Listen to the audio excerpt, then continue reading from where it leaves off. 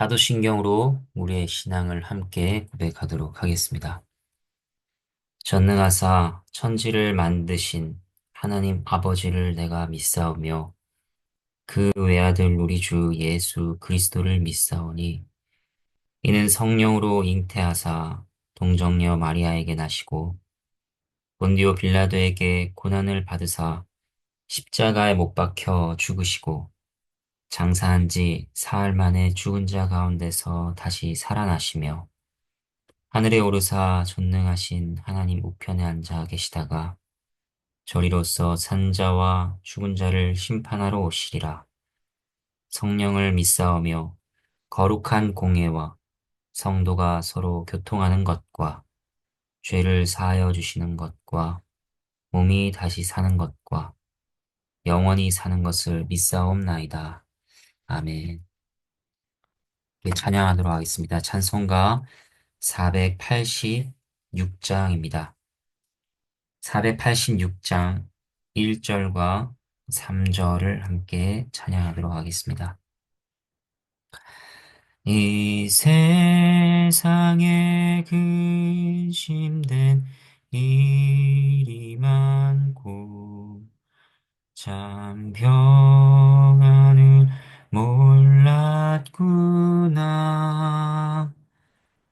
내 주 예수 날 오라 부르시니 곧 평안히 쉬리로다. 주 예수의 구원의 은혜로다. 참 기쁘고 즐겁구나. 그 은혜를 영원히 누리겠네. 곧 평안히 쉬리로다. 이 세상에 죄악된 일이 많고 참 죽을 일 쌓였구나. 내 주 예수 날 건져 주시오니 곧 평안히 쉬리로다. 주 예수의 구원의 은혜로다. 참 기쁘고 즐겁구나. 그 은혜를 영원히 누리겠네. 곧 평안히 쉬리로다. 함께 기도하겠습니다. 하나님 아버지, 감사합니다. 주의 자녀들을 불러주시고, 주의 자녀들을 변함없는 사랑으로 지키시며 인도하시는 그 은혜에 참으로 감사를 드립니다. 아버지 하나님의 말씀을 통하여 저희가 인도를 받고 저의 삶이 교정되고 또 저의 삶이 위로를 받으니 주의 말씀을 나누는 그 가운데에 하나님께서 역사하셔서 깨닫게 하시고 그 말씀이 저의 마음과 생각을 바꾸고 또 삶을 변화시키도록 그렇게 은혜를 내려 주시옵소서. 이 시간을 주께 맡겨드리오며 감사를 드리며 예수 그리스도 이름으로 기도합니다. 아멘. 함께 보실 하나님의 말씀은 누가복음 24장 36절에서 53절 말씀입니다. 제가 하나님의 말씀을 받들어 읽겠습니다. 이 말을 할 때에 예수께서 친히 그들 가운데 서서 이르시되 너희에게 평강이 있을지어다 하시니 그들이 놀라고 무서워하여 그 보는 것을 영으로 생각하는지라. 예수께서 이르시되 어찌하여 두려워하며 어찌하여 마음에 의심이 일어나느냐. 내 손과 발을 보고 나인 줄 알라. 또 나를 만져보라. 영은 살과 뼈가 없으되 너희 보는 바와 같이 나는 있느니라. 이 말씀을 하시고 손과 발을 보이시나 그들이 너무 기쁨으로 아직도 믿지 못하고 놀랍게 여길 때에 이르시되 여기 무슨 먹을 것이 있느냐 하시니 이에 구운 생선 한 토막을 드리니 받으사 그 앞에서 잡수시더라.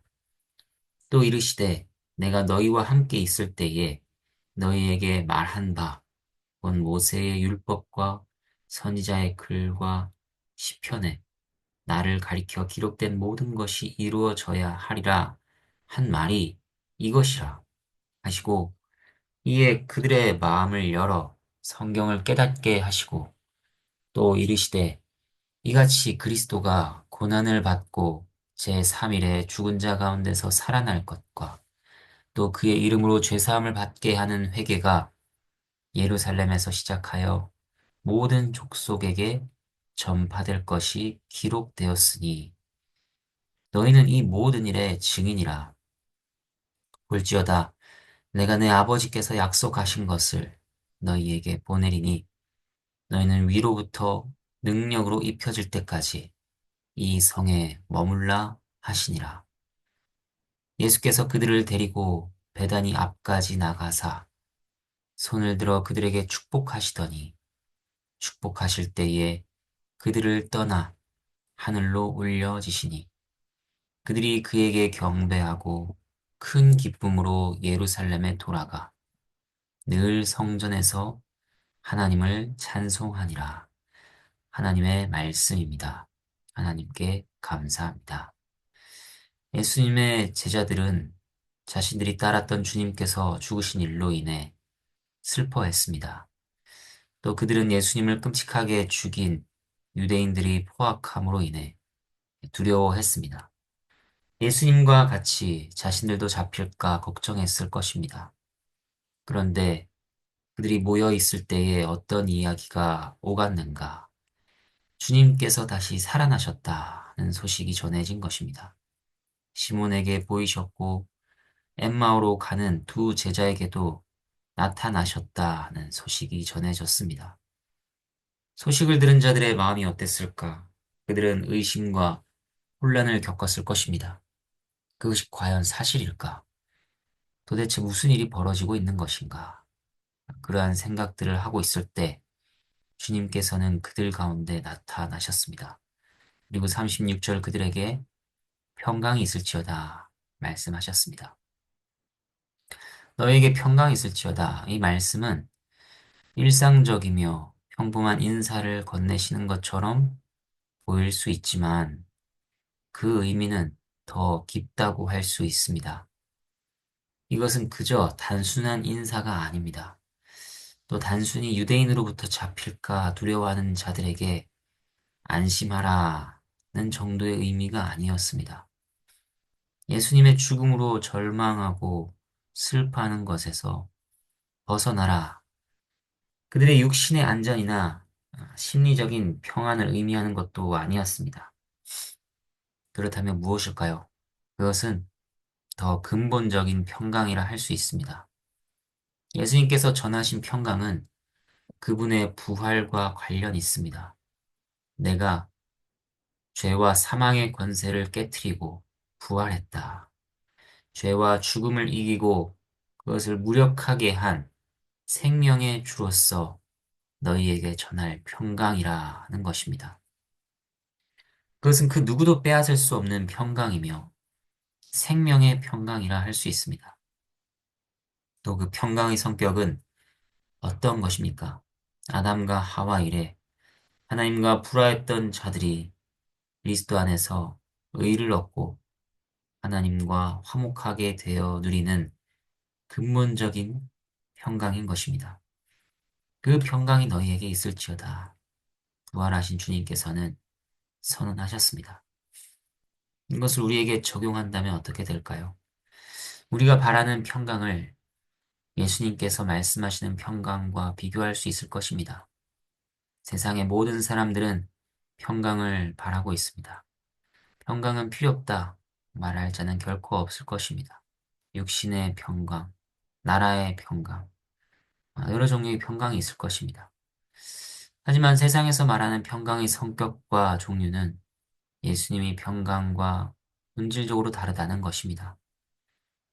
세상의 평강은 그것이 무엇이든지 간에 그것은 표면적이며 일시적인 평강입니다. 그 평강은 빼앗기며 결국 없어질 평강입니다.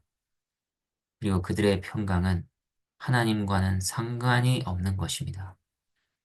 하지만 예수님의 평강은 우리의 근원이 되시며 심판주가 되시는 하나님과 화목하게 됨의 평강입니다. 용서받음의 평강이며 고아가 아니라 영원한 아버지의 날개 아래에서 자녀로서 보살핌 받게 되는 평강입니다. 본질적이고 영원하며 빼앗기지도 않을 평강인 것입니다. 우리가 원하는 평강이 그러한 평강인가? 아니면 세상의 달콤한 목소리들로 유혹하는 어, 거짓된 평강과 안정감인가? 우리는 돌아보아야 할 것입니다.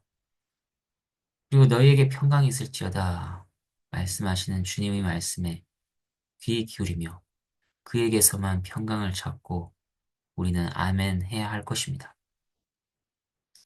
이제 다음으로 볼 내용은 제자들의 반응입니다. 그들의 반응은 의심이었습니다. 부활의 소식을 들었지만 그들은 믿지 못했습니다. 예수님께서 직접 나타나셔서 말씀하셨는데, 예, 그들의 마음의 의심은 해결되지 않았습니다. 예수님께서는 설명을 덧붙이십니다. 영으로 나타난 것이 아니라 살과 뼈가 있는 육신으로 부활했다고 하시며 손과 발을 보이셨습니다. 그런데도 41절 보면 그들은 기뻐하기는 하였으나 아직도 믿지 못했다고 합니다. 그래서 그들 앞에서 생선을 드시기도 하십니다. 이것은 감각적인 경험을 판단의 근거로 삼는 그들의 형편을 배려하신 것이었습니다. 그러나 이러한 배려를 감각적인 경험이 예수님의 부활을 믿을 믿음의 충분한 근거가 된다고 해석해서는 안 됩니다. 예수님의 부활을 믿게 되는 것은 감각적인 경험 그 이상의 것이 반드시 필요합니다. 그것이 무엇일까요? 그것은 바로 하나님의 말씀인 성경입니다. 그래서 예수님께서는 앞에서 엠마오로 가는 제자들에게 성경을 풀어주셨던 것처럼 45절 그들에게도 동일하게 성경을 깨닫게 하십니다. 그러면 성경을 푸는 설명만 들으면 다 믿음을 가지게 되는 것인가? 그것이 아니죠. 마음이 열려야 합니다. 그리고 그것은 성령 하나님의 역사로 말미암아 이루어지는 것입니다. 그러니까 주님께서 풀어주시는 성경을 통하여 성령께서 역사하시니 점차 그들이 예수님의 부활에 대해 믿고 이해하게 된 것입니다. 그들의 의문들에 대한 대답은 이후 앞으로도 상당한 기간 동안 성령의 가르침에 의하여 서서히 드러나게 될 것입니다. 그리고 점점 더 명백하게 계시되어 확인될 것입니다. 이와 관련하여 우리에게 적용할 것은 무엇일까요? 먼저는 우리가 성경을 읽어야 한다는 것입니다. 성경을 풀어주는 설교를 들어야 하는 것입니다. 물론 그냥 읽고 그냥 들어서는 안 될 것입니다. 성령께서 조명하여 주시기를 간절히 구하며 그 앞으로 나아가야 할 것입니다. 그것이 아니고 그저 인간적인 이해나 판단이나 의지로 나아간다면 우리는 망하게 될 것입니다. 믿음은 오직 성경을 통하여 역사하시는 성령 하나님으로 인한 것이지 그 외에 우리에게 믿음이 생기거나 자랄 다른 방법은 없습니다. 그리고 성경을 읽고 듣되 특별히 그리스도의 죽음과 부활의 사건을 늘 염두에 두어야 하는 것이죠. 그것이 수천 년 동안 수많은 선지자들을 통하여 한결같이 전해진 은혜의 복음이었기 때문입니다. 성경에서 예수님의 죽음과 부활이 어떻게 예고되었는지, 또 그것이 어떻게 성취되고 그것이 의미하는 바가 무엇인지를 우리는 꾸준하게 살펴가야 할 것입니다. 뿐만 아니라 성경을 통하여 우리는 예수의 이름으로 죄사함을 얻는 평강의 회개를 늘 우리가 적용할 바로 받아야 할 것입니다. 예수 그리스도로 말미암아 죄사함 받음을 개인적으로 고백할 뿐 아니라 이전의 세대가 대대로 그 일의 증인으로서 전파해온 것처럼 그것을 우리의 인생의 사명으로 삼아야 할 것입니다. 이 일은 결코 우리 스스로 힘으로의 것으로 감당할 수 있는 일이 아니죠. 그래서 예수님께서는 49절 제자들을 통해 미리 알리셨습니다. 그들에게 위로부터 능력으로 입혀질 것이라 약속하시며 기다리라고 하셨습니다. 이것은 저들을 보내어 행하게 하실 일이 결코 저들 자신의 힘과 지혜로 감당할 수 있는 일이 아니라 성령의 능력을 받지 않으면 감당할 수 없는 일임을 알리신 것입니다. 우리도 마찬가지입니다. 우리가 어떻게 예수 그리스도의 증인으로서 그 일을 전파하며 살 수 있을 것인가? 너무나도 막중한 임무이지만 감당할 수 있도록 하늘로부터 주님께서 성령을 보내시고 능력을 부으시는 것입니다. 그래서 교회는 든든히 서고 죄사함의 회개를 대대로 전파할 수 있습니다. 이제 마지막으로 50절부터 53절까지는 예수님께서 승천하시는 장면을 보여줍니다. 부활하시고 나서 예수님께서는 40일 동안 제자들에게 반복적으로 나타나시며 대화하셨습니다. 말씀을 가르치시며 그들에게 임무를 주셨습니다. 그리고 때가 되어 승천하시는데 어떤 모습으로 올라가시는가? 50절과 51절을 보면 축복하시는 모습으로 점차적으로 올라가십니다. 사도행전 1장을 보면 제자들이 구름이 예수님을 가려서 보이지 않게 될 때까지 자세히 그 모습을 봤다고 합니다. 그리고 흰 옷 입은 두 사람이 하늘로 올라가신 그 모습으로 다시 오시리라 그렇게 전해주죠. 누가복음은 제자들이 경배하며 기쁨으로 돌아가 늘 찬송하게 되는 것으로 끝을 맺고 있습니다. 이를 통해 보게 되는 예수님의 승천 장면은 무엇인가요? 예수님의 승천은 슬픔과 절망적인 이별이 아니었습니다. 예수님이 떠나셨으니 이제 우리는 어쩌면 좋은가 낙심하는 것이 아니었습니다. 승천은 그들에게 소망을 주었고 높아지신 주님을 기뻐하고 찬송하도록 그들을 이끌었습니다. 이러한 승천의 장면에서 우리가 받을 교훈이 무엇일까요? 우리 눈에 현재 예수님은 보이지 않습니다. 하지만 만유의 왕으로 그는 여전히 하늘에서 우리를 축복하며 계신다는 것입니다. 그분은 남겨진 자들을 염려하며 떠나신 것이 아니었습니다. 사랑으로 축복하며 가셨습니다.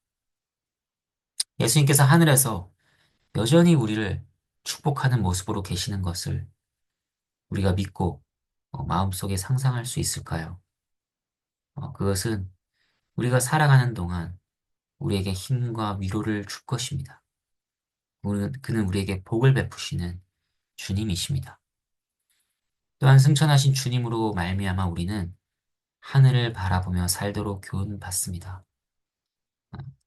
주님께서는 육체를 가지고 하늘 너머의 실제 어딘가의 장소에 계십니다. 그리고 그곳으로부터 다시 우리에게 오실 것입니다. 제자들은 수시로 그 하늘을 바라봤을 것입니다. 우리 역시 그날을 기다리며 살아야 할 것입니다. 마음을 땅에 두는 것이 아니라 하늘에 두고 살아야 할 것입니다. 53절 말씀, 늘 성전에서 하나님을 찬송하니라. 제자들이 그러했던 것처럼 우리 역시 우리를 구원하신 구주가 되시며 만물을 그의 뜻대로 다스리시는 그 하나님을 늘 기뻐하며 찬송하기를 바랍니다. 함께 주님께서 가르쳐 주신 기도로 기도함으로 마치겠습니다. 하늘에 계신 우리 아버지여, 이름이 거룩히 여김을 받으시오며 나라가 임하시오며 뜻이 하늘에서 이루어진 것 같이 땅에서도 이루어지이다. 오늘 우리에게 일용할 양식을 주시옵고 우리가 우리에게 죄 지은 자를 사하여 준 것 같이 우리 죄를 사하여 주시옵고 우리를 시험에 들게 하지 마시옵고 다만 악에서 구하시옵소서. 나라와 권세와 영광이 아버지께 영원히 있사옵나이다. 아멘.